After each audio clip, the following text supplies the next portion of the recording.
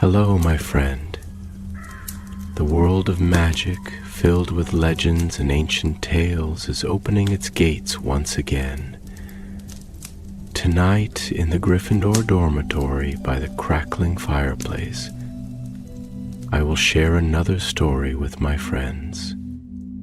Join us, for the magic is about to come alive. The castle of Hogwarts had always whispered secrets.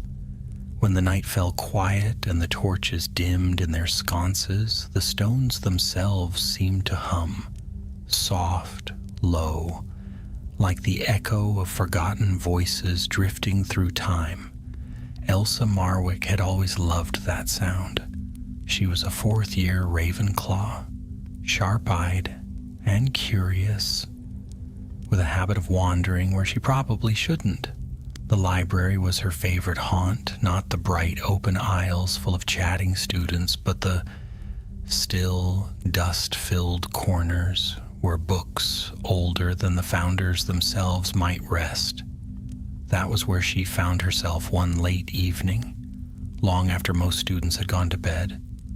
Madame Pince, the librarian, had given Elsa permission to help tidy the upper shelves of the restricted section, a task that involved more dust than glamour. The lamps flickered weakly and cobwebs drooped from the rafters like gray lace. The smell of parchment and polish filled the air. Elsa worked quietly, humming to herself. The castle was unusually still, as if listening. She was just finishing a row of enchanted treatises on advanced transfiguration when her foot caught on something uneven in the floor. She frowned and knelt down, brushing aside a film of dust. One of the floorboards was slightly loose. She pressed it. It didn't move. She pressed harder. Then, with a dry click, it lifted a fraction of an inch. Elsa froze. The castle often played tricks. Stairs that shifted, portraits that eavesdropped, but this felt different, intentional. Heart thudding, she eased the board aside. Beneath it was a narrow compartment lined with age-blackened wood. Inside, something gleamed faintly in the lamplight, a long, velvet-wrapped object and a slip of yellowed parchment. She reached in carefully, as though the shadows themselves were watching. The velvet was deep blue, faded with age, tied shut with a fraying silver thread. When she untied it, a wand slid gently into her hand. It was longer than most, its surface smooth and pale, veined faintly with gold. Where the grain of the wood caught the light, it pulsed, just once, as though a heartbeat stirred within. Elsa gasped and nearly dropped it. It wasn't just old, it was powerful. The air around it seemed to tighten, humming with restrained magic. She felt warmth creep up her fingers and settle in her chest, a strange, knowing energy that made her breath catch. The note lay beside the wand, its ink faded to brown. She lifted it gingerly and read aloud the neat, looping script. If this wand is ever found, tread with care. It carries the remnants of what should have never been touched. A.D. Elsa stared. A.D.? Her mind leapt instantly to one name, Albus Dumbledore. For a long moment she sat frozen on the cold flagstones, the wand resting across her knees. The silence seemed to deepen, the castle holding its breath. Could this truly have been Dumbledore's? The greatest wizard of modern times? But his wand, the Elder Wand, had been buried with him. Everyone knew that. This couldn't be that wand. And yet, why hide an ordinary one beneath the library floor, sealed with a warning? Elsa's heart raced with the thrill of discovery. If it was indeed Dumbledore's, some experiment, some relic of his earlier years, then she had just stumbled upon something the world had forgotten. A chill wind slithered through the stacks, rustling the old pages. Elsa glanced around uneasily. The lamps flickered, and for a heartbeat she thought she saw a flicker of blue light along the spines of the nearest books, as if the wand's power was waking something old and waiting. Just the draft, she murmured to herself, though her voice wavered. Still, she could not put it down. She tried a quiet Lumos. The wand responded instantly, too instantly. The tip burst into brilliant white flame, far brighter than any ordinary wand light. The glow spilled over the shelves, chasing shadows from the corners, and for the briefest instant, Elsa thought she saw a figure standing at the end of the aisle, a tall man in long robes, his face hidden by light. She blinked, and he was gone. Her heart pounded. She snuffed the light, clutching the wand tightly. The silence that followed felt heavy, alive.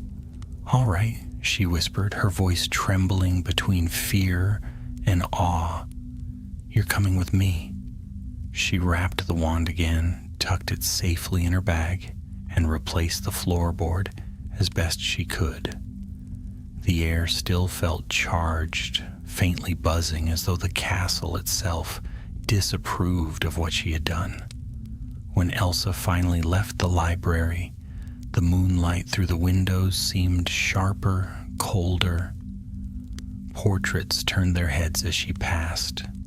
One or two whispered softly, though she couldn't make out the words. By the time she reached the Ravenclaw Tower, she was shaking, not entirely from fear, but from wonder. She'd found something meant to be hidden, something that carried a warning from a wizard long gone. As she climbed through the portrait door, the eagle-shaped knocker spoke in its calm, echoing voice. "What is found but should not be touched?" Elsa stopped cold. Her throat went dry. "I don't know," she whispered. The knocker's bronze eyes gleamed faintly. "Then tread carefully, child of wit." The door swung open on its own. Inside, the common room was dark and silent, the stars glimmering through the tall arched windows. Elsa sat by the fire, the velvet bundle resting in her lap, and stared into the flames. She told herself she would take it to Professor Flitwick in the morning. She would explain everything, how she found it, what the note said, but deep down she already knew she wouldn't. Not yet. Because the wand, Dumbledore's wand perhaps, was whispering to her, not in words but in feelings, in a quiet, enticing pull that said, "There is more to know. There is more to see." Elsa watched the firelight gleam against the blue velvet and felt her fate begin to shift, softly, silently, like the castle's moving staircases changing their course. And somewhere, far beneath the castle floors, something stirred.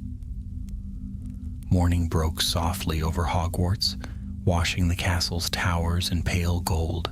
The lake shimmered beneath a veil of mist, and the distant cry of owls echoed faintly as the last of the night's post was delivered. The day began as all others did, bells ringing, portraits yawning awake, and students hurrying to lessons. But Elsa Marwick carried a secret heavier than any textbook in her bag. She hadn't slept much. Each time she closed her eyes, she saw again the figure of light in the library aisle, tall and silent, watching her. Even now, as she dressed for charms, she could feel the velvet-wrapped wand pulsing faintly in her satchel, like a heartbeat muffled by fabric. In class, Professor Flitwick's cheerful chatter about charm convergence barely reached her. The wand seemed to draw her thoughts again and again, its strange hum tugging at the edge of her mind. Once, during the lecture, she felt a sudden warmth spread through her pocket, as though the wand had come alive in response to her own curiosity. She pressed her hand against it, startled, and the warmth faded. At lunch in the great hall, Her best friend, Oliver Wren, a tall, sharp-minded Hufflepuff who could never resist a mystery, noticed her distraction. "You're awfully quiet today," he said between mouthfuls of shepherd's pie. "You look like you've seen a ghost." Elsa hesitated, then leaned closer. "You have to promise not to tell anyone," she whispered. Oliver's eyes gleamed. "That sounds promising already." She told him everything, or almost everything. The hidden compartment, the note signed AD, the wand's unnatural light. She left out the part about the shadowy figure. It still felt too strange, too private to speak aloud. When she finished, Oliver stared at her in astonishment. "You're serious?" he breathed. "You think it was Dumbledore's?" "I don't know," Elsa said, "but it feels alive." "And the note?" "He said it carried something that should never have been touched." Oliver looked thoughtful. "If it's dangerous, you ought to show it to a professor." "I will," she lied automatically. That night, long after curfew, Elsa sat by the dormitory window, the moonlight silvering her hair. The castle was silent, but for the faint creaks and sighs of settling stone. She drew the wand out once more, its surface cool against her fingers. It looked older than anything she'd ever seen, yet strangely untouched by time. "Lumos," she whispered again. The wand obeyed instantly, bathing her face in white light. Only this time, something else happened. The flame at the tip flickered blue, then gold, and a shimmer passed through the air, soft as mist, yet filled with whispers. The reflection of the flame trembled in the window glass, but in that reflection Elsa did not see her own face. She saw a man with silver hair, half smiling, his eyes kind and infinitely sad. Her breath caught. "Professor Dumbledore," she whispered. The image flickered, fading into mist, but a voice lingered, gentle like a memory half awake. "The past has roots that must remain buried. Do not seek what I sealed away." Then it was gone. The light dimmed, the whispers faded, and Elsa found herself trembling in the moonlight, clutching the wand as if it might vanish. She didn't sleep after that. Her dreams were filled with flashes of light, shifting corridors, and the faint echo of a duel fought long ago. By morning, her decision was made. She would find out what Dumbledore had sealed and why. Her first step was the library, not the public shelves, but the archives where Madame Pince kept records too old or too dangerous for casual reading. With Oliver's help and a borrowed prefect's password, Elsa slipped inside between lessons. The room smelled of candle wax and age, filled with glass cabinets and enchanted scroll racks that hissed softly when disturbed. Oliver stood guard by the door while Elsa searched. She began with the obvious: Dumbledore's biography, his tenure as headmaster, his known spells and experiments. Most were familiar stories: the defeat of Grindelwald, the Order of the Phoenix, the years of peace that followed. But in the margins of one dusty record, she found a name she didn't recognize: the Silver Codex, sealed by order of Headmaster Albus Dumbledore, 1946. Her heart leapt. "Oliver, look at this." He hurried over. "The Silver Codex? It's listed under restricted artifacts, sealed beneath the castle by Dumbledore himself." Oliver frowned.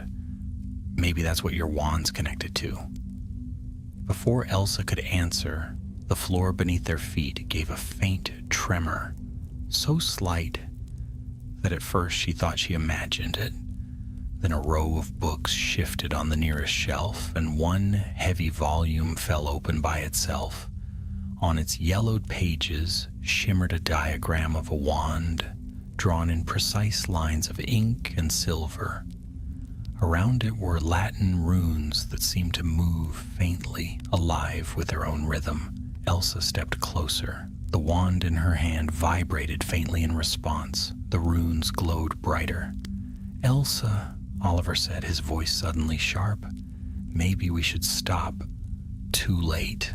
The symbols flared blindingly, and a wave of cold air swept through the room. Elsa felt herself pulled forward by an invisible force. The candle flames guttered. The runes lifted off the page, spinning around her like fireflies of pale blue light. Then came the whisper, low, shivering, and not Dumbledore's this time. "Return what was stolen." Elsa stumbled back, clutching the wand as the light sank into the floor and vanished. Silence returned, thick and uneasy. Oliver stared at her, his face pale. What was that?" Elsa swallowed hard. "Something that doesn't want me to find the codex." That night, storms rolled over the castle, thunder rumbled through the halls, and the lake glowed faintly under the lightning. Elsa could not shake the sense that something old had awakened, something that had been waiting. As she lay in her bed, the wand on the table beside her glimmered faintly, casting ripples of light across the stone walls. She thought of Dumbledore's warning, "Do not seek what I sealed away," and yet she couldn't stop now. The wand had chosen her. The next morning, she and Oliver met in the courtyard, where the rain still dripped from gargoyle mouths. Oliver looked tired, worried. "Are you sure about this?" he asked. Elsa nodded. "We're going to find the silver codex." He sighed. "Then I suppose I'd better come along." Neither of them saw, as they walked away, a pair of watchful eyes following them from the shadow of an archway, a portrait of Dumbledore himself, gaze grave and thoughtful, and as the two friends disappeared down the hall, the painted lips moved softly. "So it begins again." The rain did not ease for 3 days. Clouds pressed low over the castle, wrapping the towers in silver mist, and the air grew heavy with the scent of wet stone and moss. Classes continued as usual, but the students' moods turned sluggish. Only Elsa and Oliver seemed to walk with quiet purpose through the corridors, slipping between lessons and poring over maps of the castle long forgotten by most. They had learned, from a single cryptic line in the archives, that the silver codex had been sealed beneath the foundations of Hogwarts itself, somewhere near the original builder's chambers, older even than the Chamber of Secrets. There were no clear directions, only faint references to the vaults below the heart of the school. Oliver traced his finger over a parchment map one afternoon in the empty Ravenclaw common room. "See here, beneath the library, there are sub-levels no one uses anymore. Some were sealed after the fire in the 15th century. Elsa's eyes shone with determination. "That's where we start." They waited until nightfall. The storm outside masked their footsteps as they slipped down through the corridors, lanterns dimmed to the faintest glow. The castle seemed to breathe around them, doors creaking softly as if half listening to their passing. Suits of armor loomed like silent sentinels. When they reached the library, Elsa felt a familiar chill. It was here that she had found the wand. Now, with Oliver by her side, she knelt once again on the stone floor and touched the loose board. It lifted easily this time, as though recognizing her. Beneath it, instead of the empty compartment she remembered, there was a small spiral of light swirling faintly against the wood. Oliver blinked. That wasn't there before. Elsa held out the wand. The light flared brighter, forming the outline of a rune, sharp-edged, silvery blue. The stone beneath her hand began to move, folding inwards like melting wax until a narrow stairway opened below. Cold air rushed out, carrying the scent of dust and long-forgotten magic. "After you," Oliver said weakly. They descended, one cautious step at a time. The stairway twisted deep into the earth. Their lantern's glow barely touched the walls, where old carvings wound like roots. Names, sigils, fragments of Latin that shivered faintly when the light brushed them. At last the passage opened into a broad hall, its ceiling lost in shadow. The floor was tiled in silver and black stone, arranged in the shape of a great circle. At its center stood a low pedestal of marble, cracked with age. Upon it lay a single silver-bound book. "The Silver Codex," Elsa breathed. But before she could step forward, the air rippled. From the darkness above, a shape began to form, a shadow-gathering substance stretching into the outline of a man. His robes were tattered like smoke, his face pale as frost. When he spoke, the voice echoed like 1,000 whispers. "You should not have come here." Oliver stumbled back, gripping his wand. Who are you?" The figure's eyes glowed faintly blue. "A memory," it said, "a remnant of a war that should have ended long ago." Elsa's hand tightened on Dumbledore's wand. "Grindelwald?" she whispered. The shadow tilted its head. "Not him. Not entirely. A shard of what he was. The headmaster tried to destroy me, but he could not, so he bound me here, in this vault of silver thought where the Codex keeps me sleeping." The shadow's gaze fixed on the wand in her grasp. "And now you bring me his key." A gust of wind tore through the chamber, snuffing their lantern. The only light came from the wand, which flared white gold as if in defiance. Elsa stumbled but held it steady. "Stay back," she cried. The shadow laughed, a hollow sound that seemed to come from all sides at once. "Do you know what you hold, child? Not his elder wand. No, this was his experiment. A vessel made to contain power, to cage the magic that defied death itself. He made it to hold me." The wand trembled in her hand. Sparks spilled from its tip, golden and blue. "Elsa," Oliver shouted, "drop it!" But she couldn't. The wand's warmth surged through her arm, through her chest, into her mind, a rush of visions flashing too fast to follow. She saw Dumbledore standing in a room of mirrors, a shadow writhing before him. She saw a spell bursting like light across the stone. She heard him whisper, "Forgive me." Then she was back in the vault. The shadow loomed closer, its form flickering. "Release me," it hissed. "Together we can finish what he began." Elsa's knees trembled. The power pulsing through her was intoxicating, but she remembered the warning. It carries the remnants of what should never be touched. "No," she said softly. She raised the wand. "Protego Maxima." The shield flared into being, a dome of light that threw the shadow backward. Its cry shook the stones. The codex on the pedestal quivered, its silver binding glowing hot. "Elsa, the book!" Oliver shouted. "It's reacting!" The codex burst open. Pages fluttered wildly, though there was no wind.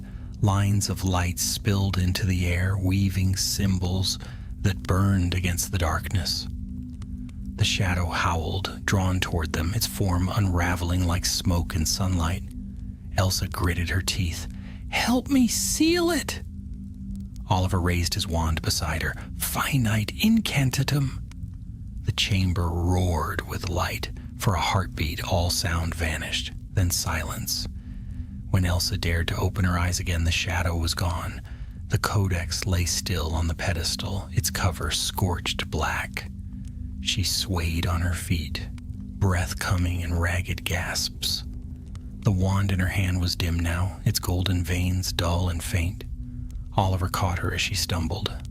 "Are you all right?" "I think so," she whispered. Her voice trembled. "It's sealed again, whatever it was." They stood in silence, listening. The vault was quiet now, save for the soft drip of water somewhere beyond the walls. The oppressive weight that had filled the air was gone, replaced by something calmer, like the slow, steady rhythm of a sleeping heart. Oliver glanced uneasily at the codex. "We should go before it changes its mind." Elsa nodded. Together they climbed the long stairway, the lantern's light guiding their way. The air grew warmer, fresher, until at last they emerged once more into the library. The floorboards slid shut behind them, leaving no trace of the passage below. They stood for a moment, staring at one another, drenched in sweat and dust. "Promise me," Oliver said quietly. "No more secret vaults, no more cursed books." Elsa managed a faint smile. No promises. But later that night, as she sat alone in her dormitory, she turned the wand in her hands and noticed something she hadn't before. A faint crack ran along its side, glowing faintly with inner light. The hum of magic was weaker now, yet still alive, and when she held it close, she thought she heard a voice. Not the shadows, not Dumbledore's, but her own reflection whispering from somewhere deep within. "You are not done yet." Outside, the storm passed, leaving a clear, cold sky. The stars hung sharp and watchful over Hogwarts. The castle, once restless, now slept.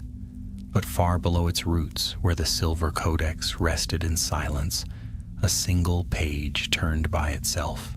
The faintest breath of darkness stirred, and the adventure, though Elsa did not yet know it, had only begun. The days that followed were strangely still. The storm had spent itself, and October sunlight streamed across the lawns, turning the forbidden forest to a haze of amber and green. To everyone else at Hogwarts, life carried on untouched. Lessons, laughter, the chatter of owls at breakfast. But to Elsa Marwick, the castle seemed forever changed. She could still feel the echo of that chamber beneath the library, the roaring light, the cold whisper, the burning power of the silver codex. It haunted her dreams. When she closed her eyes, she sometimes saw pages fluttering in the dark and heard faint words she could not quite understand.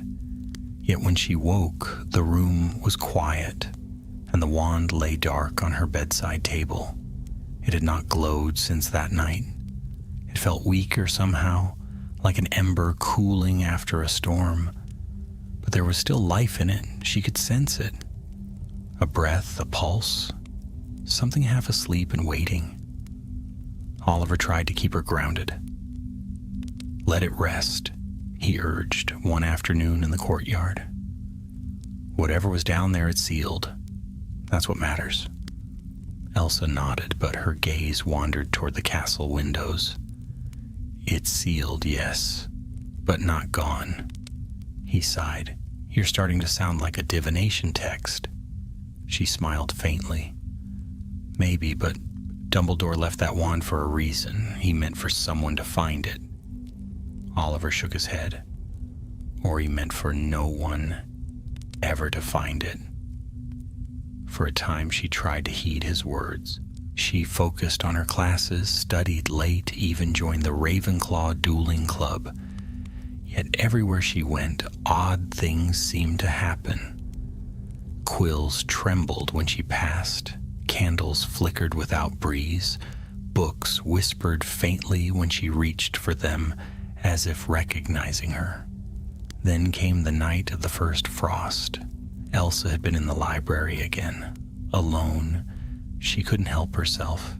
Curiosity drew her back to the place where it all began. She wandered the aisles until the castle clock told midnight, then sat by the fire with her notes spread before her. She meant only to read, but the wand had other ideas. It slipped from her satchel and rolled across the table, stopping atop an open page of Hogwarts, a history. A small spark leapt from its tip, and words appeared on the parchment that hadn't been there before, faint, glowing lines that formed a single sentence. The Codex was bound by the Keeper of Silver Thought. Seek him, and the truth shall be given. Elsa's breath caught. The Keeper of Silver Thought, she murmured. She had never heard the name before. It sounded like a title, not a person. Yet something about it stirred a memory. In one of the portraits that hung near the grand staircase, an austere wizard with silver-threaded robes, she recalled reading a brass plate that read, Cassian Merivale, Keeper of Thought, 1421. Could it be the same? She wasted no time. Gathering her cloak, she hurried through the empty corridors, her footsteps echoing softly. The portraits along the walls watched her pass, some murmuring to one another, others pretending to sleep. At last, she reached the stairway and found the portrait she remembered. Cassian Merivale was tall, thin, and severe. His painted eyes glimmered like bits of starlight. "You are out late, young one," he said coolly as she approached. "I'm sorry," Elsa said, breathless, "but I think you can help me. You were once the Keeper of Thought, weren't you?" The portrait arched an eyebrow. "Indeed I was. Few remember that title. What do you seek of me?" She hesitated, then took the wand from her cloak. "I found this. It once belonged to Albus Dumbledore, or was made by him. It led me to a chamber beneath the castle and a book called The Silver Codex. I need to understand what it is." For the first time, Merivale's painted expression faltered. The colors in the portrait dimmed slightly, as if shadow passed over them. "The Silver Codex," he repeated. "So that door has opened again." Elsa's heart quickened. "You know about it?" He nodded gravely. "It was created before Hogwarts was born. The founders built their castle atop the ruins of an older stronghold, one that held ancient magic of the mind. The Codex was its heart, a vessel of thought so pure it could shape reality. But such power is perilous. It draws darkness as fire draws moths." Elsa swallowed. "And Dumbledore? What did he do with it?" "Dumbledore found it by accident. Much as you did," said Merivale. "He sought to understand it, to harness its wisdom. But the Codex had already been tainted by what it once contained, the remnant of a dark wizard's will. He sealed it beneath the school to keep its whispers from spreading." Elsa felt the chill of the castle settle into her bones. Then the shadow I saw. "Was that remnant?" Merivale finished. "You have bound it again, but the seal will not hold forever. The Codex is never still. It remembers." He leaned closer, his voice soft as falling dust. "The wand you carry is a fragment of the same design, a key made by Dumbledore to command the Codex. But every key opens two ways." Elsa frowned. "What do you mean?" "Be wary," said the portrait. "If you awaken its light, its darkness will answer." Before she could ask more, a sound echoed through the hall, a low, distant rumble like thunder. The castle shuddered beneath her feet. Dust drifted from the ceiling. Merivale turned sharply. "It stirs already. Go, child. Find the old chamber of mirrors. Only there can you mend what he began." "Where is it?" Elsa cried. "Beneath the great hall, hidden behind the founders' statues. Seek the reflection that does not follow." The portrait's colors began to fade, the canvas trembling. "Hurry," Merivale said, his voice breaking into static. before it wakes. Then the frame went blank. Elsa ran, the halls twisted around her, torches flaring as she passed. Somewhere deep below, she could feel the pulse of the castle itself, a rhythm like a heartbeat growing faster, louder. She found Oliver near the Ravenclaw Tower, half asleep over a pile of notes. "Get up," she gasped. "It's happening again?" "What is?" "The Codex, it's waking." Oliver groaned but followed, grabbing his wand. Together they raced toward the great hall. The corridors seemed to shift beneath their feet. Doors appeared where none had been. Stairs moved without sound. When they reached the great hall, the candles were flickering wildly. The four founder statues stood tall and silent, yet their shadows wavered strangely. Elsa slowed, scanning the floor. "Seek the reflection that does not follow," she whispered. Then she saw it beneath the statue of Rowena Ravenclaw. The marble floor reflected her image, but the reflection did not move when she did. It stood still, staring back at her with faintly glowing eyes. "That's it," she breathed. Before Oliver could protest, she stepped forward and pressed the wand's tip to the reflection. The marble rippled like water. With a sound like a sigh, the floor opened into a stairway spiraling downward into darkness. Elsa turned to Oliver, her eyes shining with resolve. "This is where Dumbledore finished it." Oliver groaned. "And where we might very possibly die." She smiled faintly. "Then let's make sure it's worth it."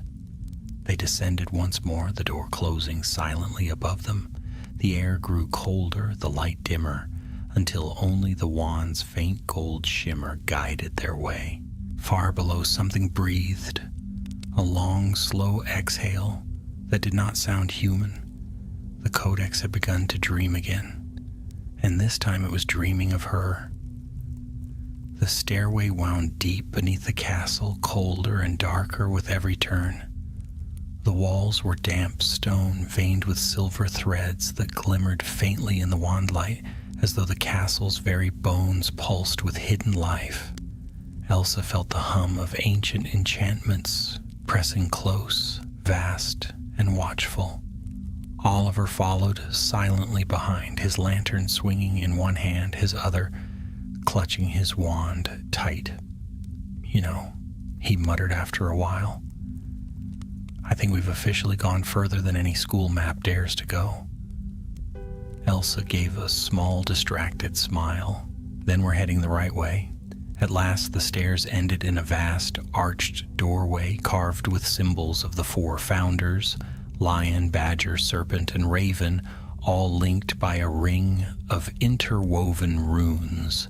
The door had no handle, no visible hinge, only a circular recess at its center. Elsa raised Dumbledore's wand, and the recess brightened as if greeting an old friend. "It knows you," Oliver said quietly. "Or it knows him," she murmured, pressing the wand to the stone. A rush of light flared from the tip, silver and gold twisting together, and the doorway dissolved into air. Beyond it lay a hall, vast as a cathedral. Pillars of crystal supported the roof, and mirrored walls reflected endless corridors of light. In the center stood a dais of white marble surrounded by shallow pools of still water that mirrored the ceiling's stars. Elsa stepped forward, awe stealing her breath. "The Chamber of Mirrors," she whispered. The reflections moved strangely. When she looked straight ahead, they seemed true. But from the corner of her eye, she caught glimpses of shapes that were not her own. A flicker of blue flame, a shadowed figure watching from afar. Oliver joined her at the dais. "So what now? We just look around until something tries to kill us?" Elsa ignored him, her attention fixed on the marble platform. Upon it stood a single mirror, tall and narrow, framed in silver filigree. It was cracked from top to bottom, its surface misted with faint light. At its base was engraved a name: Cassian Merivale, Keeper of Silver Thought. The portrait's words returned to her mind. Find the chamber of mirrors. There you will mend what he began. Elsa stepped closer, the wand glowing faintly in her grip. If you can hear me, she said softly, I'm here. Tell me what I must do. For a long moment, nothing happened. Then the mist within the mirror began to swirl, and a figure took shape. A young man with dark hair and sharp eyes, dressed in robes that shimmered like starlight. He looked neither solid nor ghostly, but something between, made of memory and thought. I am Cassian Merivale, he said, his voice like echoing glass. You carry the wand of Albus Dumbledore. Elsa nodded. He made it to contain the Codex's magic. But it's breaking. I can feel it. Merivale's reflection inclined its head gravely. Then you must decide whether to repair the seal or release what lies within. Oliver frowned. Release it? Are you serious? But Merivale continued as if he hadn't spoken. The Codex holds the memory of every thought bound to its pages. Dumbledore imprisoned the remnant of Grindelwald's will there, believing it destroyed. But the shadow you faced was only its echo. The true remnant still sleeps within the Codex, and its dreams are leaking into this world. Elsa's stomach tightened. Then what must I do? Break the bond, said the reflection. Destroy the Codex before it awakens completely. The wand is both the key and the blade. But know this, the Codex's power is bound to the foundations of Hogwarts itself. Destroy it and you may unravel the very magic that guards this castle. Elsa's fingers trembled on the wand. If I destroy it, the castle could fall? Merivale's expression softened. Every seal demands a price. The words hung heavy in the air. For a moment, the only sound was the faint trickle of water in the pools. Then the light in the mirror flared, and Merivale's face twisted in alarm. He stirs. The mirrored walls darkened, and Elsa's reflection shattered into dozens of ghostly copies. From the far end of the hall came a sound like cracking glass.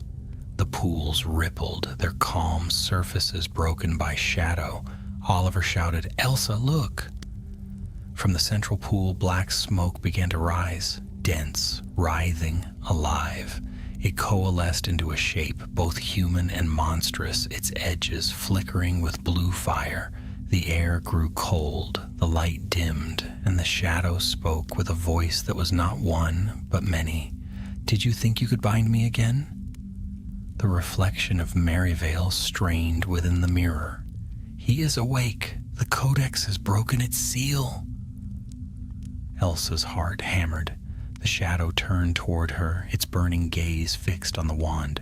You carry my prison. Give it to me, and I will show you what it means to see. No, she cried, raising the wand. A blast of light shot forth, striking the shadow. But it absorbed the spell, laughing. Dumbledore tried that, child. You are not him. The laughter turned to a roar as tendrils of darkness lashed toward her. Elsa ducked aside, the blast shattering a pillar behind her. Oliver fired a curse, stupefy, but it passed through the creature like mist. Elsa, he shouted, we can't fight it. But Elsa barely heard him. The wand burned in her hand, light searing up her arm. She felt the pull again, the same whisper she had heard in the library, stronger now, commanding. Use me. Complete the circle. The mirror cracked further. Merivale's reflection reached toward her. Remember, the wand can both bind and sever. Use its twin nature. Elsa closed her eyes. Drawing in a breath that tasted of stone and thunder, she lifted the wand high and shouted, Finite Eternum! The words tore through the chamber. Light exploded from the wand in a blinding surge that swept outward in ripples, striking every mirror. The reflections shattered, each one breaking into 1,000 shards that hung suspended in the air like frozen stars. The shadow screamed as the light engulfed it, its form unraveling into dust and smoke. The entire chamber trembled. Cracks spidered across the ceiling. The marble beneath their feet began to splinter. "Elsa, we have to go." Oliver grabbed her arm. She hesitated, the wand still glowing fiercely. The broken mirror before her shimmered once more. Merivale's fading image met her eyes. "The codex is still below," he said weakly. "Seal it or its dreams will haunt you forever." Then his reflection dissolved into nothing. Elsa turned and ran, Oliver close behind. They fled up the stairway as the chamber collapsed. Shards of light cascading around them like falling stars. The roar of breaking stone chased them higher and higher until they burst through the entrance beneath the great hall. With a thunderous crash, the stairway sealed behind them. They stood gasping on the marble floor, covered in dust and light. Around them the hall was eerily still. Then slowly the candlelight steadied. The shadows withdrew. Oliver leaned against a pillar, pale and wide-eyed. "If this is your idea of a quiet study night, remind me never to do homework with you again." Elsa sank to her knees, clutching the wand. Its golden veins flickered weakly, but she could still feel the faint hum of power, diminished but not gone. "Is it over?" Oliver asked. Elsa looked toward the sealed floor where the stairway had vanished. "No," she whispered. "The codex still breathes down there, and it knows my name now." Outside, dawn crept across the sky. The first light of morning touched the castle towers, setting them aglow like burnished gold. To anyone above, Hogwarts seemed peaceful once more, but beneath its shining floors, far below in the ruins of the chamber, the remnants of the silver codex stirred faintly, its pages whispering in dreams.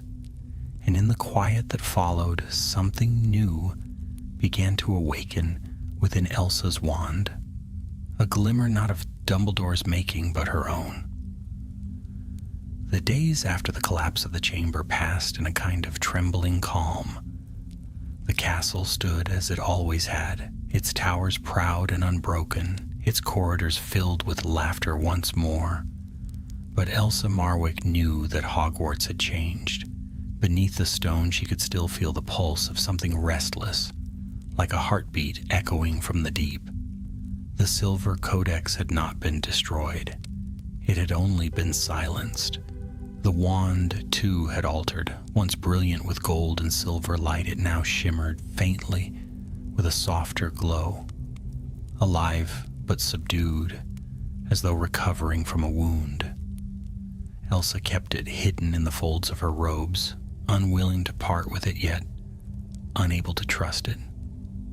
It whispered no more, but sometimes, when she dreamt, she could feel it stirring faintly beside her bed, humming in time with her heartbeat. Oliver, ever practical, tried to put the events behind them. "We're lucky to be alive," he said one morning over breakfast. "That's enough for me. Whatever's left down there, let it stay buried." Elsa nodded absently, but said nothing. She had not told him of the voice that sometimes came to her at night, the faint murmur that slipped between her thoughts. It was not the codex's darkness, she was sure of that. It was quieter, gentler, like a whisper carried by wind. But it spoke her name, and it called her towards something unfinished. When the first snow came, she decided she could no longer ignore it.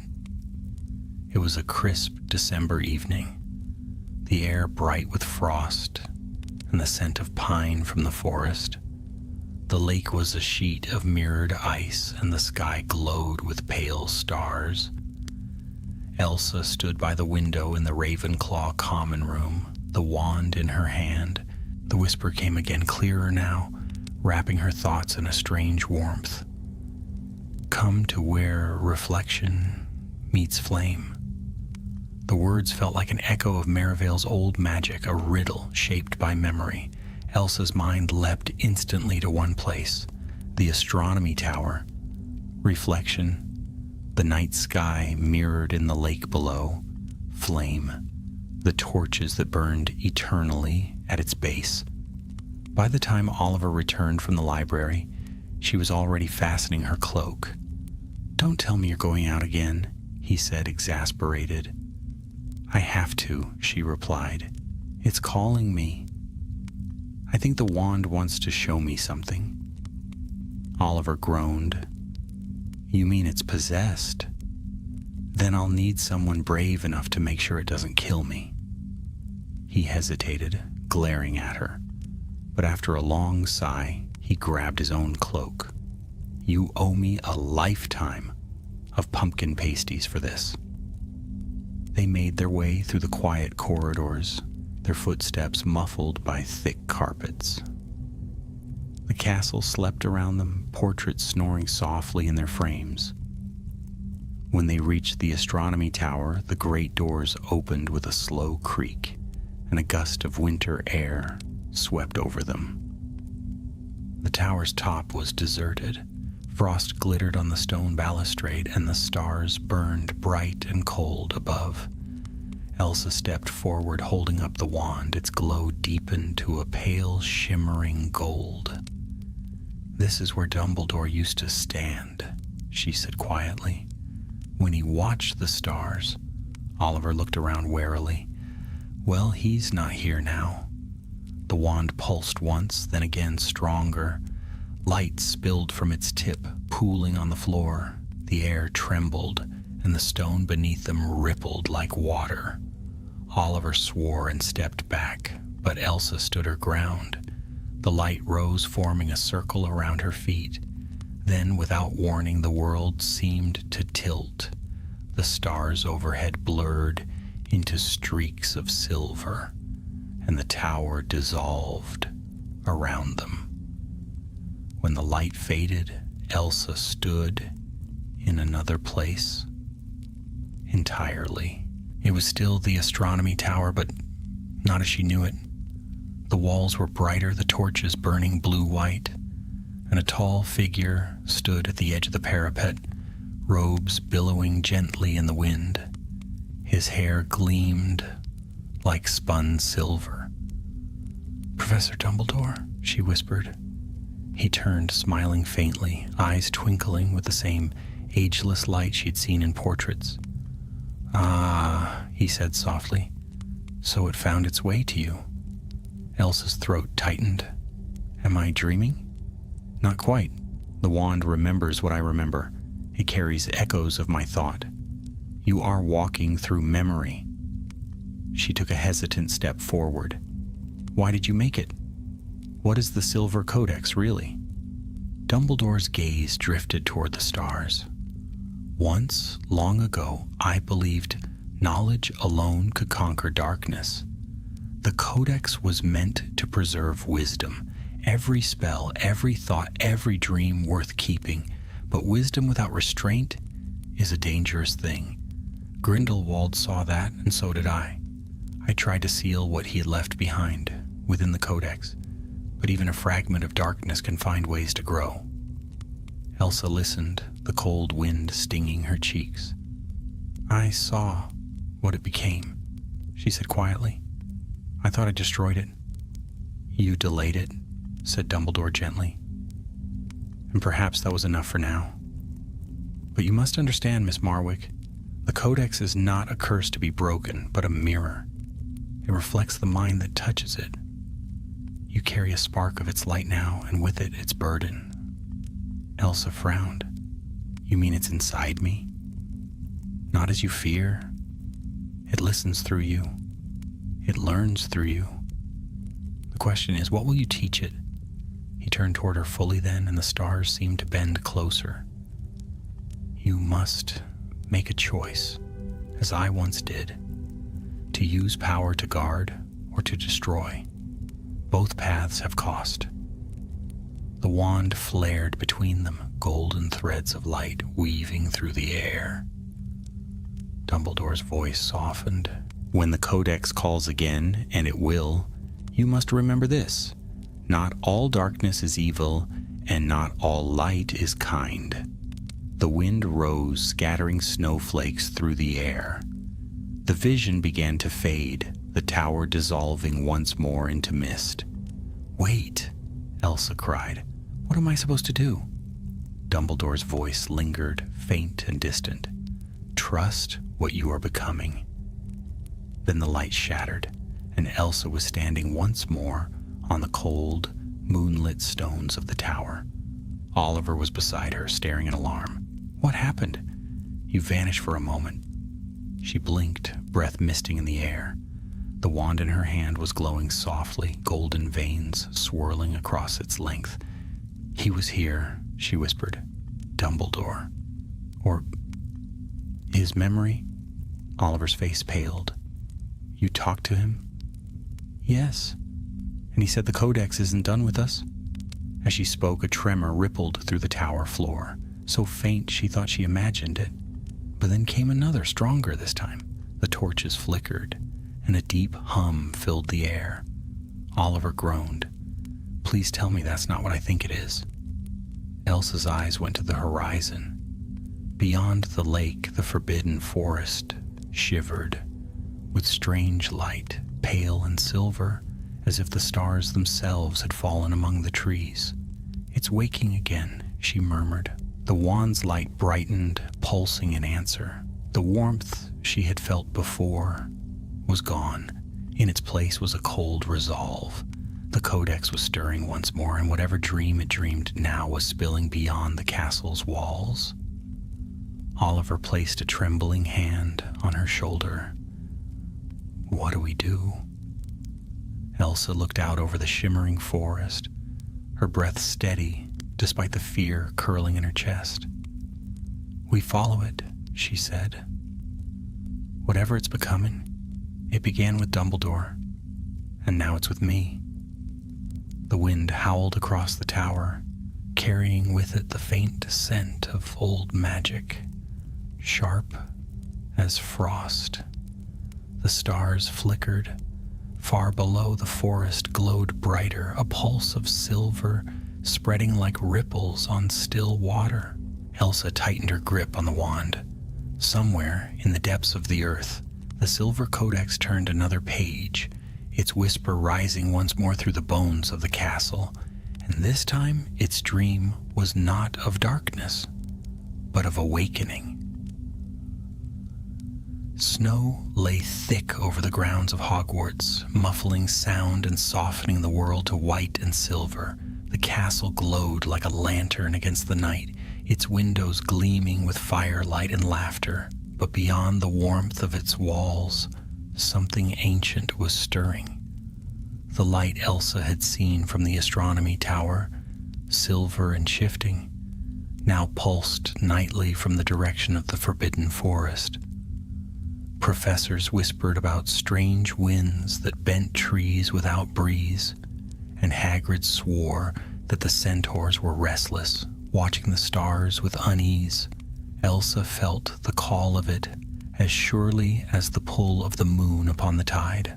The wand hummed faintly when she slept, tugging her dreams toward the forest's edge.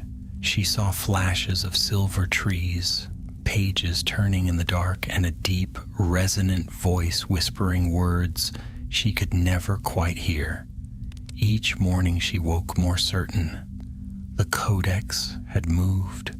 By the fourth night she could bear it no longer.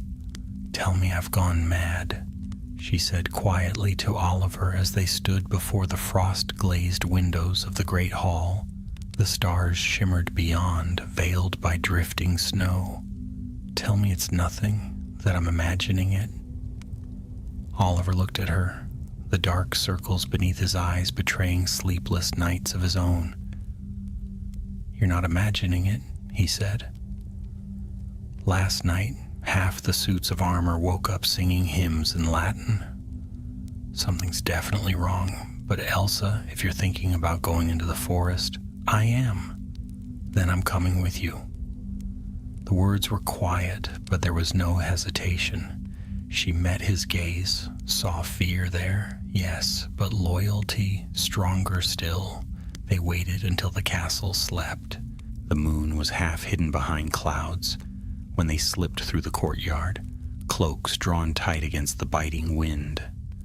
The path to the forest glittered faintly, lit by snow and the dim gold of Elsa's wand. As they crossed the frozen lawn, she felt again the pulse beneath the earth, the same low hum that had filled the chamber of mirrors before it collapsed. The air itself seemed charged, thick with unseen power. The trees loomed ahead, ancient and black against the snow. The moment they stepped beneath their branches, the temperature dropped. The silence was heavy, watchful. They walked for what felt like hours, following the flicker of light that glowed between the trees like a will-o'-the-wisp. Then, at last, the woods opened into a clearing, a circle of frost-covered grass where the snow did not fall. In the center stood something that had no right to be there, a tall, curved slab of silver stone, smooth as glass and faintly alive with light. Runes spiraled across its surface like veins of quicksilver. Oliver whispered, "What is it?" Elsa stepped closer, her breath misting.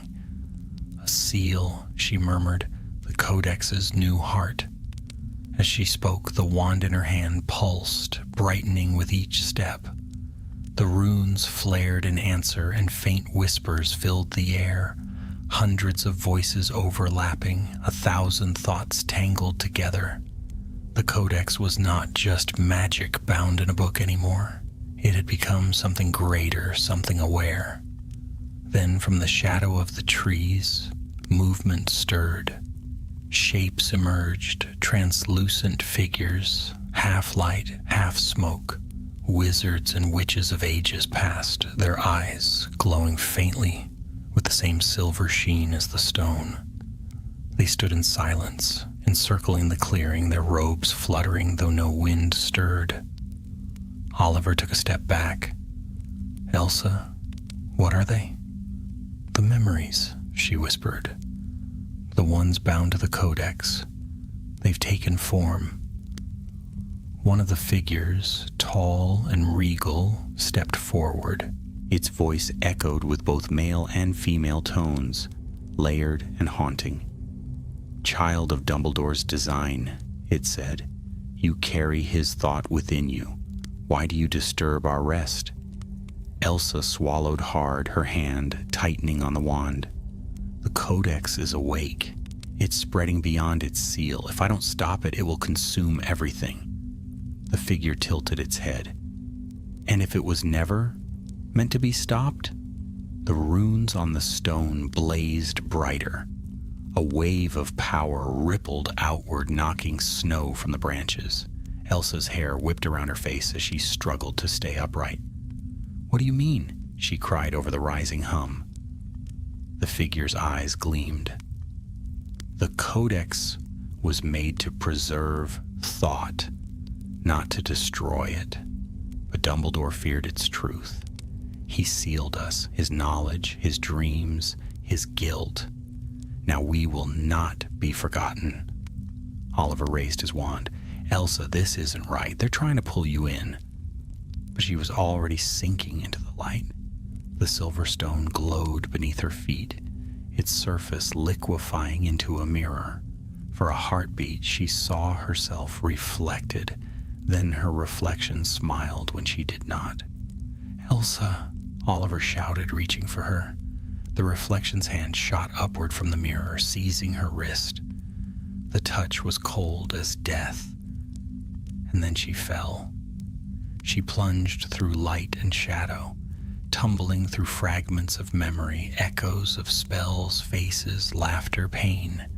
The world spun, reshaping itself around her until she stood once more in a great hall of mirrors.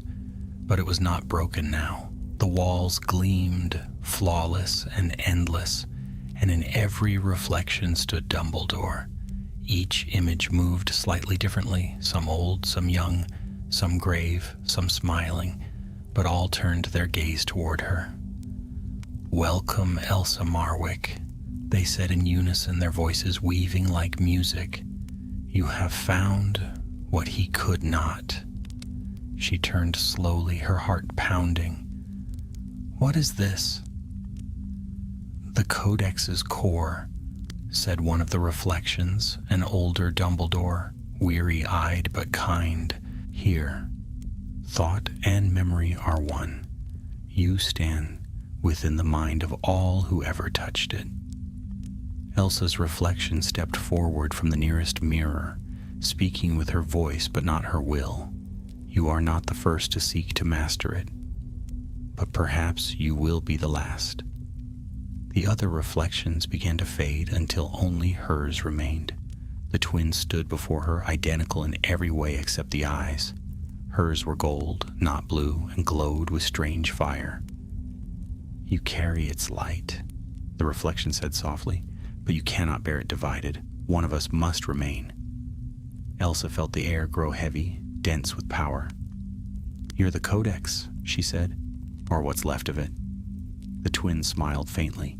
"I am what you could become." A surge of energy filled the chamber. The mirrors rippled like water, and Elsa's wand flared in answer.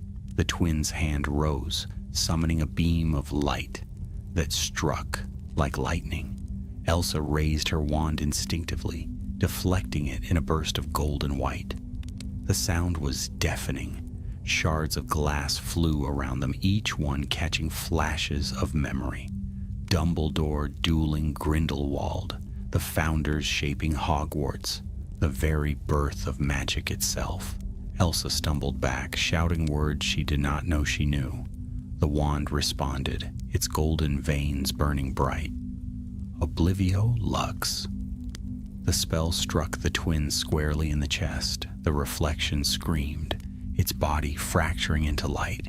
But as it shattered, Elsa felt something tear inside her, a flood of memory pouring into her mind, every thought, every echo of the Codex surging through her. She fell to her knees, gasping. The mirrors around her cracked and darkened. When she looked up, the twin was gone. Only her reflection remained, whole, still, and entirely her own. But she understood now. The Codex was not simply a book, nor a curse.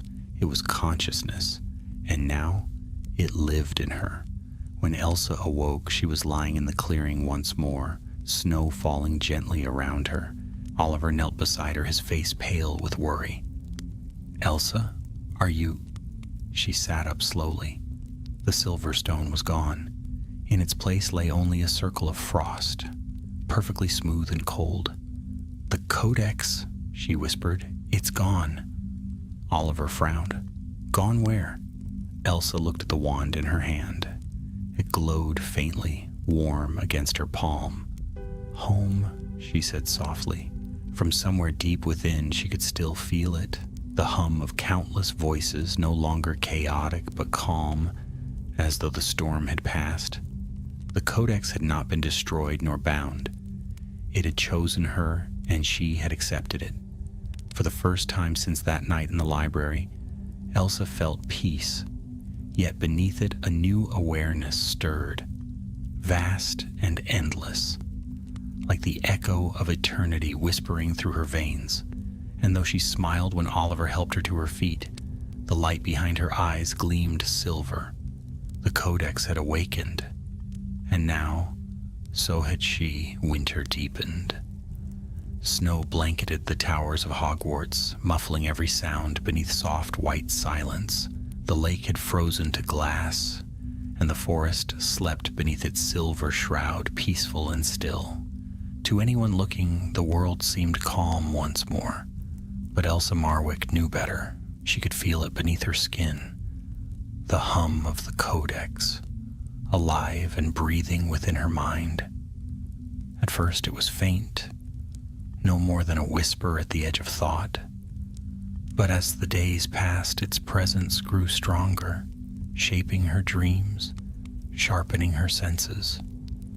She began to hear the murmurs of books when she walked through the library, to feel the faint pulse of enchantments running through the walls of the castle. Magic no longer seemed external to her. It moved through her as easily as air. At night she would sit by the fire in the Ravenclaw common room, watching the snow fall beyond the tall arched windows.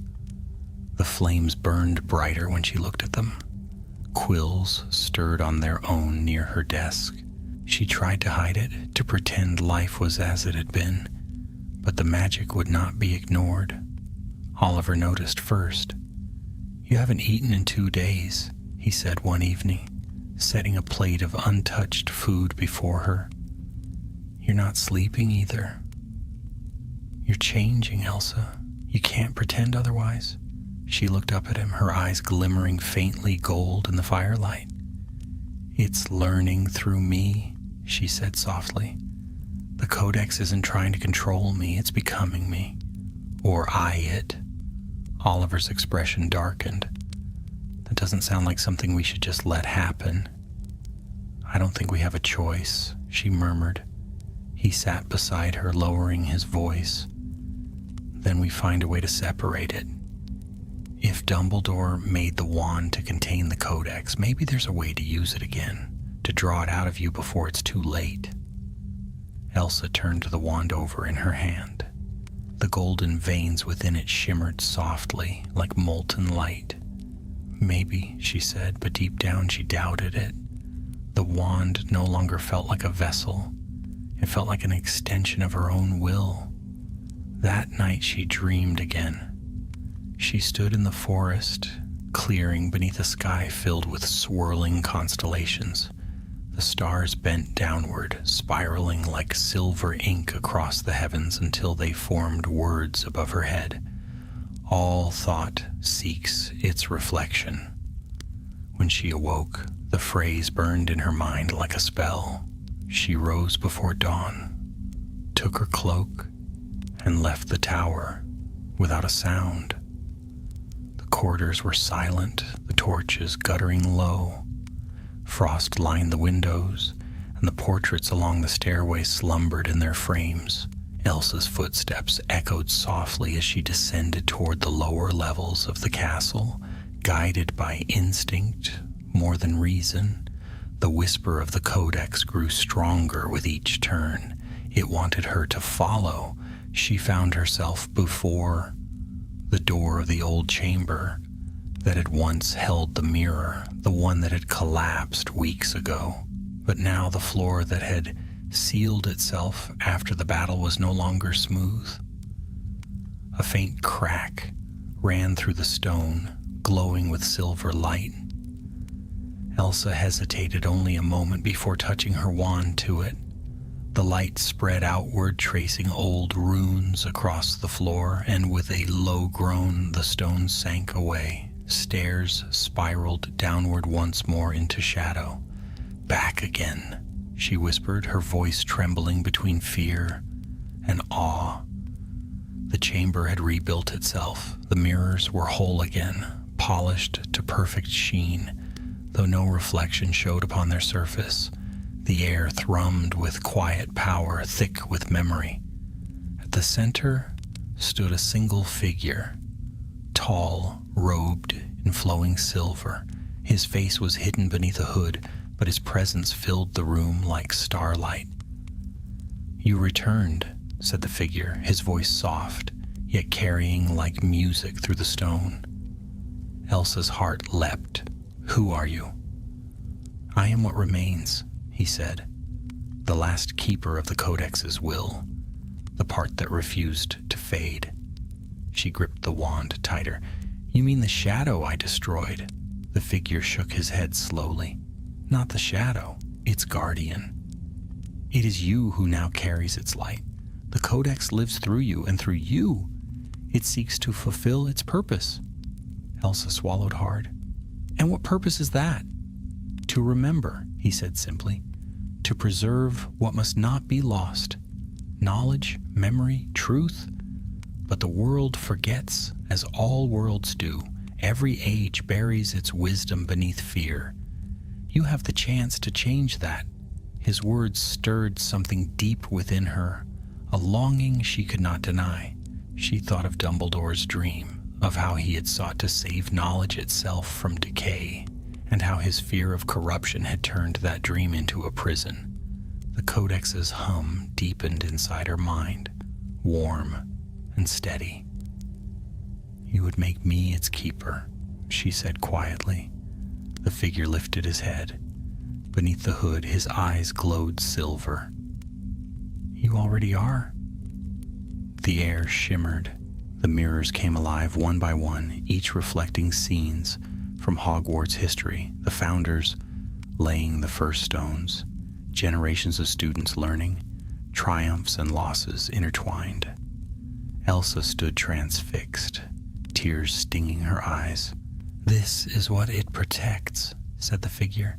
"Every life, every thought born within these walls, but it is dying, fading as belief fades. Magic itself wanes when memory is forgotten." He extended his hand. "Join with it, Elsa. Become its memory. Anchor it to the world once more. Through you, it will endure." Her pulse thundered in her ears. "If I do this," she whispered, "what happens to me?" The figure's expression did not change. "You will no longer be only yourself. You will be part of everything that ever was and everything that will be."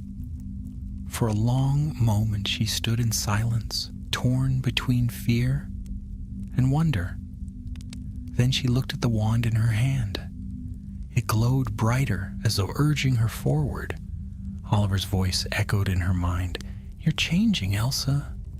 Perhaps he was right, but maybe change was what the world needed. Slowly, she stepped onto the dais. "What must I do?"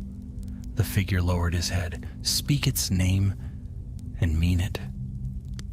Elsa raised the wand, its light swelling until it filled the chamber. "Codex Argentum," she whispered. The mirrors flared, their surfaces liquefying into light. The figure dissolved into brilliance. The power struck her like a wave, flooding her senses. She felt every heartbeat in the castle, every whisper of thought from the portraits, every flicker of flame in the torches above. The Codex surged through her, weaving its endless tapestry of memory. She cried out, but not in pain, in awe. Visions poured through her. Dumbledore's laughter, Merivale's lessons, the Founder's oaths, the first spark of magic that ever touched the world. She saw herself reflected in them all, endless and eternal. Then at last, the light dimmed. Elsa stood alone once more in the silent hall. The mirrors were gone. The stone was cold. The wand in her hand had changed, its wood now silver white, its veins burning softly gold. She exhaled, trembling. The hum inside her mind had quieted, not vanished, but harmonized with her own thoughts. When she returned to the upper corridors, dawn was breaking. The snow outside glowed pink and gold under the rising sun. The castle seemed to breathe with her, its stones warm beneath her feet. Oliver found her near the library steps, eyes wide with relief. "Elsa, where have you been? I thought—" She smiled faintly. "I've been home," she said, "all of me." He blinked. "Are you? You?" "I am," she said simply, "and more." Outside, the sunlight spilled over the lake, and for an instant the reflection of Hogwarts shimmered not in ice, but in silver light, alive and aware. The Codex slept no longer. It watched, it listened, and through Elsa Marwick, it remembered. The girl who had once found Dumbledore's old wand had become the keeper of Hogwarts' living memory. and somewhere deep within the castle's heart, a soft whisper echoed through the stones. The Codex endures. The new term began under skies the color of pewter. Snow still lingered in the hollows, but spring's promise could be felt in the air. Soft winds, the first scent of thawing earth, the distant chatter of returning owls. Life at Hogwarts seemed to have resumed its ordinary rhythm, lessons, laughter, the hum of hundreds of young voices echoing through the halls. Yet for Elsa Marwick, the world had changed in ways no one else could see. She had become the Codex's keeper, its voice and its vessel. Though she looked the same, something in her gaze had altered. Her eyes, once storm gray, now held threads of silver that caught the light. Students whispered about her in passing, that she knew spells older than the school, that books opened for her without touch, that even the portraits bowed their painted heads when she entered a room. Elsa herself did not seek their awe. She kept to her studies, spoke little of what had happened, and carried Dumbledore's wand at her side, bound in its velvet cloth. Yet she could feel the castle speaking to her now, not with words, but with warmth, like the steady beat of a living heart. Every corridor she walked whispered memories, some joyous, some sorrowful. She'd become part of its remembering, and with that gift came burden.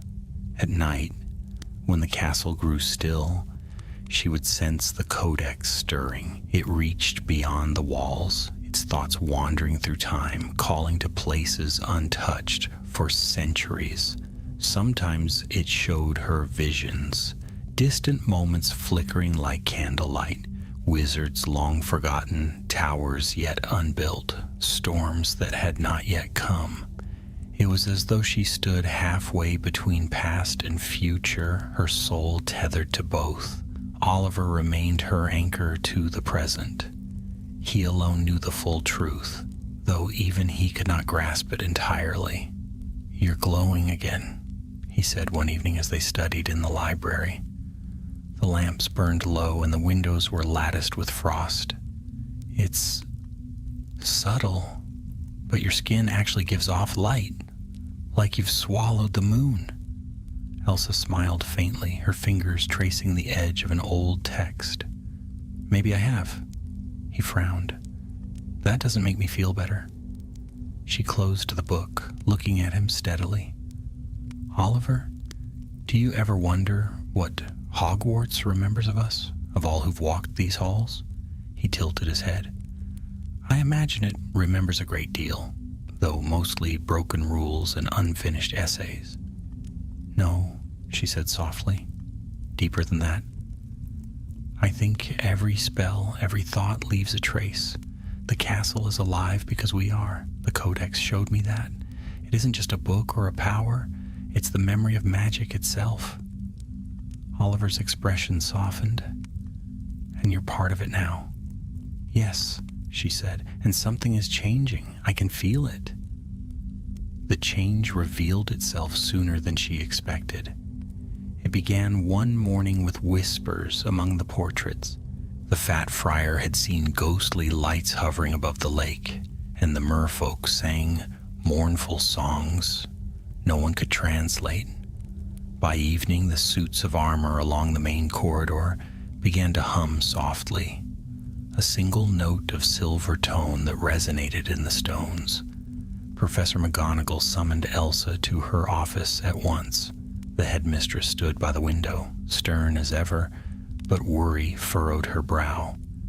"Miss Marwick," she began, "the castle is unsettled. My spells for stability have failed twice this week, and the wards, well, they behave as though they are listening for something. I suspect this disturbance may be connected to the incident last term." Elsa hesitated, then nodded. "It's not dangerous," she said. "It's awakening. McGonagall's gaze sharpened. Awakening. Miss Marwick, the school is not a sleeping creature. It is a structure of wards and will. It cannot simply wake. It can, Elsa said quietly. And it is. The Codex is no longer buried beneath the castle. It's part of it. Through me, it learns. It remembers. That's what you're feeling. The castle is thinking again. For a long moment, the only sound was the ticking of the clock. Then McGonagall spoke, her voice lower than before. And what will happen when its thoughts grow too large for its walls? Elsa looked out the window toward the towers and the distant shimmer of the lake. Then it will need a voice to guide it, and that's what I've become. The headmistress's eyes softened with something between pride and concern. Dumbledore always believed Hogwarts would one day find its next guardian, she said at last. Perhaps he foresaw this. I only pray he was right to trust fate. That night, as moonlight poured through her dormitory window, Elsa woke to find the wand hovering above her bed. Its light was stronger than ever, pure, golden, steady. When she touched it, a warmth spread through her, carrying a message she did not hear with her ears, but felt in her bones. Come to the Great Hall. She rose without hesitation, wrapped herself in her cloak, and followed the silent corridors down to the heart of the castle. The doors of the Great Hall opened on their own, and the torches flared to life, bathing the stone in soft light. At the center of the room stood 4 ghostly figures, radiant and tall, the founders themselves bound in memory and light. Rowena Ravenclaw's gaze was sharp as frost. Godric Gryffindor's eyes burned like embers. Helga Hufflepuff smiled with quiet kindness, and Salazar Slytherin, grave and proud, watched her with the weight of centuries. Elsa fell to one knee instinctively. Rise, Keeper, said Gryffindor, his voice deep as thunder. We have slept long, and through you we wake. Elsa rose slowly. Why now? She whispered. Why appear to me? Ravenclaw's voice was soft and bright. Because memory alone cannot preserve purpose. The Codex has gathered all that we were, but it needs a will to shape what it becomes. That will is yours. Slytherin's expression was unreadable. Hogwarts was built to endure beyond us, but even stone forgets. You are its heart now, and its choice will define the centuries ahead. Hufflepuff stepped forward, her light warm and golden. You have bound the Codex not through power, but through compassion. Remember that, child. Knowledge without kindness will doom all it touches. Elsa bowed her head. What must I do? Ravenclaw smiled faintly. There is no must. There is only what you choose. You may let the Codex rest within you and keep the castle in peace, or open its gates to the world, sharing its knowledge beyond these walls. But know that once you do, there will be no returning. The hall fell silent. The 4 lights flickered like living stars, their faces filled with expectation. Elsa's heart pounded as she considered their words. To guard Hogwarts forever would mean safety, but secrecy. To share its memory would mean change, risk, perhaps even loss. The wand pulsed in her hand, and she remembered Dumbledore's words. Not all light is kind. She lifted her gaze. Knowledge must live, she said quietly. It cannot serve the world if it hides. Hogwarts will not only remember, it will teach. The 4 founders exchanged glances, their forms glowing brighter. So be it, said Gryffindor. The age of silence ends. Light filled the hall. Elsa felt it sweep through her, through the walls, through every corridor of the school. Portraits stirred awake, whispering names long forgotten. The air itself seemed to shimmer with awareness. Outside, the lake rippled though no wind blew, and the stars above brightened as if drawn nearer. When the glow faded, the founders were gone. Elsa stood alone at the center of the great hall, breathless, trembling. Yet she felt no fear. The Codex's hum had quieted to a gentle rhythm, like a heart content at last. Above her, the enchanted ceiling blazed with new constellations, patterns no astronomer had ever charted. They formed a single shining symbol, a circle of silver light encasing a golden flame, the mark of the Keeper. And as dawn crept over the horizon, Elsa Marwick, student, seeker, and now the living voice of Hogwarts, knew the world of magic had changed forever. The sun rose over a castle reborn. Its spires caught the first light of dawn, each pane of glass flashing like liquid fire. The great hall ceiling mirrored the sky above it, alive with new constellations that whispered faintly when one stood beneath them. The air carried a hum that no one could name, a low, soothing vibration that filled the corridors and drifted through the walls. Hogwarts was awake. In the days that followed, the change spread quietly, like spring thawing through winter. The suits of armor no longer stood stiff and silent, but turned their heads as students passed, offering nods or snippets of half-remembered advice. Books in the library rearranged themselves each morning, placing the most needed volume within reach of whoever entered. Portraits finished one another's sentences, weaving stories that had long been lost. The professors noticed first. Wards that had weakened over centuries shimmered back to strength. The castle's magic grew smoother, more attuned to those within it. Some swore the ghosts looked clearer, more alive. And at the heart of it all was Elsa Marwick. She moved through the castle as though through an old dream, feeling its pulse beneath her feet. The codex within her no longer spoke as it once had. It sang softly, its voice woven with her own thoughts, inseparable from her. She did not need to open books to know their words. Knowledge blossomed in her mind like a garden in full bloom. But she never flaunted it. Her power had become a thing of quiet gravity, something students instinctively respected. "Do you ever stop glowing?" Oliver muttered one afternoon as they sat by the frozen lake. She laughed, a sound as light as the falling snow. "It's not glow. It's just reflection." "Of what?" "Everything." He groaned and tossed a pebble onto the ice. "You've become insufferable, philosophical and glowing. It's unbearable." But beneath his teasing, she saw pride and fear. He was the only one who remembered how near the darkness had come and how much she had changed to stop it. That night, Elsa walked alone through the castle. The torches dimmed as she passed, not from lack of flame, but from reverence, as if the walls themselves bowed before her. She climbed the marble staircase to the headmistress's office, where Professor McGonagall waited. The older witch stood by the window, her sharp gaze softened by candlelight.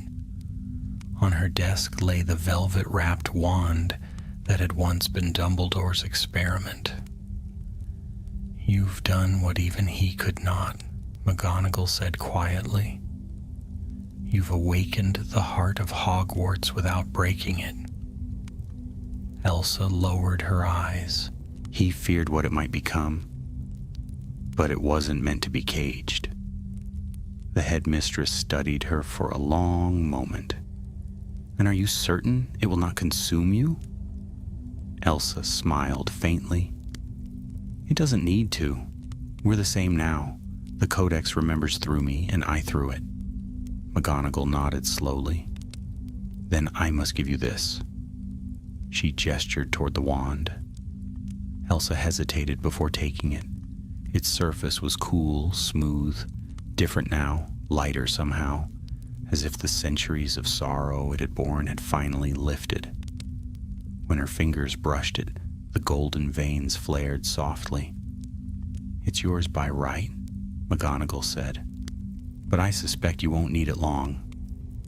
Elsa looked at her in confusion. "Wands are for those who must channel power," the headmistress said. "You, Miss Marwick, are power." For a heartbeat, silence filled the room. Then Elsa inclined her head. "Thank you, Professor." She left the office quietly, the wand tucked beneath her cloak. The next morning, news spread like wildfire. Every portrait in the castle had spoken a single phrase, in unison, during the dawn bells. "The Keeper comes." The words echoed through the halls, unsettling and wondrous. Even the ghosts whispered it with a mixture of awe and apprehension. When Elsa entered the great hall for breakfast, every eye turned toward her. She could feel the weight of their stares. But there was no fear in her. The codex pulsed faintly within her chest, guiding her steps. At the high table, McGonagall rose. "Miss Marwick," she said, her voice carrying through the vast hall, "Hogwarts wishes to speak through you. Do you accept?" Elsa met her gaze, calm and steady. "I do." The candles flared brighter, their flames turning silver white. A hush fell over the students. Elsa raised the wand, Dumbledore's old creation, now shining with its own inner light, and spoke. Her voice was not loud, yet it carried to every corner of the room, woven with a strange, resonant harmony. "Hogwarts remembers." The air trembled. Shadows peeled away from the walls, revealing faint images, scenes from centuries past. The founders at their table, students of every age, triumphs and tragedies long buried. The great hall filled with the ghosts of memory, each one glowing faintly like a star. "Hogwarts learns," Elsa continued. "It grows as we do. It will no longer hide its wisdom behind fear or secrecy. Every spell, every story, every life lived within these walls shall be known, not hoarded." The room pulsed with light. The enchanted ceiling above them blazed like the dawn. "Hogwarts will teach," she finished softly, "not only those who dwell within it, but all who seek knowledge with open hearts." Then the light faded, the visions vanished. The silence that followed was deep and full. For a long moment no one spoke. Then applause broke like thunder. Even the ghosts clapped, translucent hands glowing faintly. McGonagall bowed her head, eyes shining with pride. Elsa smiled, but her heart was heavy with understanding. The decision she had made in the great hall that night had begun something vast.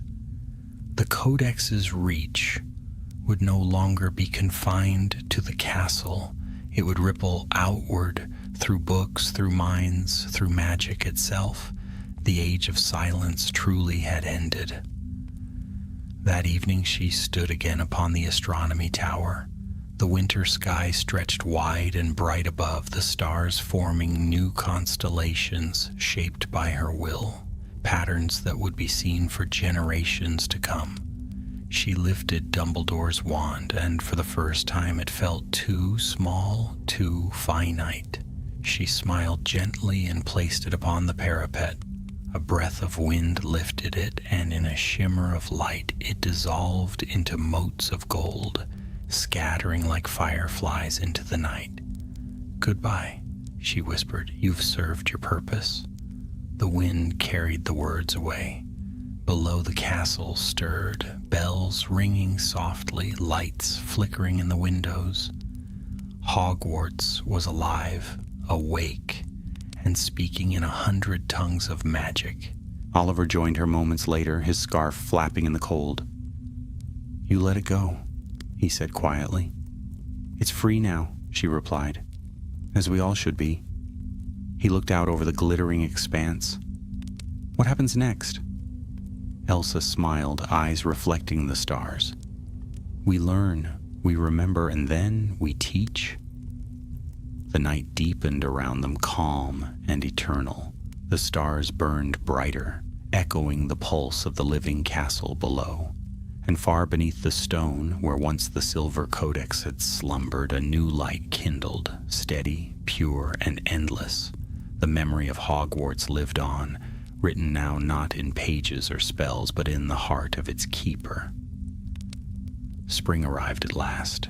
The snow melted from the hills, and the lake shed its armor of ice. Glimmering once more beneath a sky bright with sun, the grounds of Hogwarts came alive with the scent of grass and growing things, and the laughter of students returned to its courtyards like birdsong. Yet beneath the familiar joy of the season, the castle hummed with a new subtle power, a quiet, contented rhythm that seemed to touch every stone, every window, every living soul within its walls. The codex had settled, and Elsa Marwick, the keeper of its light, had become part of that living heartbeat.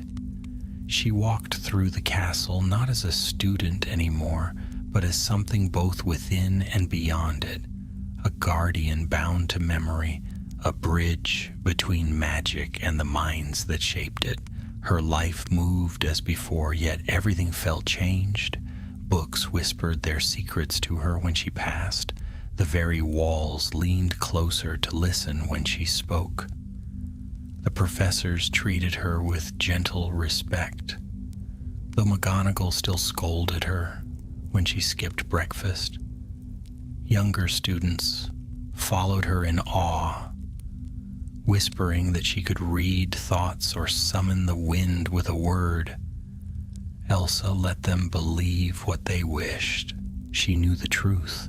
The power of the Codex was not to command, but to understand, to see the threads connecting every life and every act within the great tapestry of the world. Still, there were moments when she longed for the simplicity of before.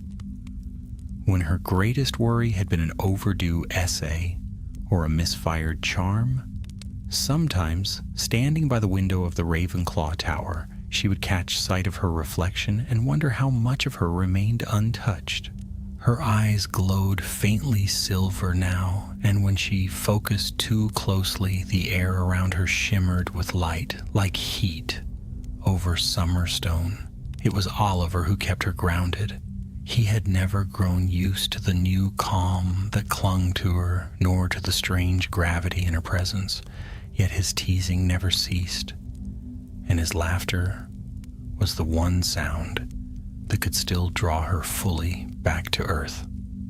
One evening in late spring, they sat together beneath the beech tree by the lake, its roots warm in the setting sun. The air smelled of rain and wild flowers. Across the water, the castle shone like a dream, its towers mirrored in the rippling surface. "So," Oliver said, tossing a pebble into the water, "what's it like being the living brain of Hogwarts? Do the portraits send you gossip? Do the staircases tell jokes now?" Elsa smiled, resting her chin on her knees. "They do gossip. The suits of armor especially. You'd be surprised how opinionated they are." He laughed softly. "And do you ever miss being ordinary?" She looked out across the lake. "Sometimes," she admitted, "but I think I was never meant to be ordinary. None of us are, really. Magic has always been about remembering what we might become." Oliver gave her a long, thoughtful look. "You sound like Dumbledore." "Do I?" she said. "Then maybe he left more than one kind of legacy." They fell into silence. The water lapped gently against the shore, and somewhere in the distance an owl called. For a long time, they simply sat there, two friends beneath the evening sky, as the Codex's soft hum filled the world around them. The peace lasted through summer, and with it came strange new wonders. The castle's enchantments grew more fluid, its magic more intuitive. Doors opened not by password, but by need. Lost items appeared before their owners had time to worry, and once during a thunderstorm, the very lightning bent harmlessly around the towers as if protecting them. McGonagall often found Elsa standing in the courtyards at dawn, eyes half closed, listening. "What do you hear?" the headmistress asked one morning. "Everything," Elsa answered. "The castle remembers its purpose, and it wants to share it." "Then let it," McGonagall said, a small smile softening her stern face. "That was always its gift." When the new term began, Hogwarts unveiled something unseen in centuries, a hidden wing revealed overnight, blooming like a flower from the castle's oldest stones. Its halls were lined with silver inscriptions, each one a fragment of knowledge once lost, spells from forgotten eras, names of the first wizards, notes written in languages no one had spoken for 1,000 years. The professors called it the Hall of Memory. At its entrance stood Elsa and Oliver, guiding the first students inside. She watched their wide-eyed wonder and felt a warmth rise in her chest. The Codex pulsed faintly in approval, its voice a whisper of pride in her mind. "Knowledge must live," she said softly, echoing her own words from that fateful night. "And now it does." Oliver nudged her shoulder. "You've built something that will outlast us all, you know." She smiled. "That was never my doing. It was Hogwarts' wish." He raised an eyebrow. "And you were just the messenger?" "Perhaps," she said, "but even a messenger leaves footprints." That night after the feast, Elsa climbed once more to the astronomy tower. The stars blazed brilliantly above, their new constellations still bright with the silver patterns of the Keeper's mark. The wind carried the soft murmur of laughter from the great hall below. She rested her hands on the stone railing and looked out across the darkened world. The Codex stirred within her, a presence both vast and intimate, woven with her very heartbeat. For the first time she spoke to it aloud. "Is this enough?" she asked quietly. "Have we done what you were made for?" The answer came not in words, but in feeling, a deep and endless peace that settled through her like sunlight after rain. The Codex was no longer a bound thing, no longer a relic or curse. It was part of the world now, breathing through every act of learning, every spark of wonder, every whispered spell. And through her, it would continue. Elsa closed her eyes, letting the wind thread through her hair. The bells struck midnight, and their echoes spread through the night like ripples in time. When she opened her eyes again, she saw faint figures standing beside her, not ghosts, but memories. Dumbledore, serene and proud. Cassian Merivale, his eyes full of quiet triumph. Even the 4 founders, their light woven into the stars themselves. They said nothing. They didn't need to. Elsa bowed her head in gratitude. "Thank you," she whispered. The figures faded into starlight, and she stood alone once more, but not lonely. Never again lonely. Below her, the castle slept, dreaming contentedly. Its heartbeat thrummed through her own, steady and eternal. Hogwarts remembered. As dawn broke, the first light touched the towers, and the Codex within her stirred once more. A single phrase brushed against her mind, ancient and soft as the turning of a page. "There is no end to knowledge, only new beginnings." Elsa smiled, her breath a cloud of silver in the morning air. The Keeper turned from the rising sun and descended into the waking castle, her footsteps echoing through corridors that would remember her for all time. And far beneath the stones, deep within the foundations where the silver codex had once slept, a single spark flared and took root, an unending flame of thought and light. The memory endured, and the story of Hogwarts, its heart, its magic, and the girl who became its voice, lived on forever.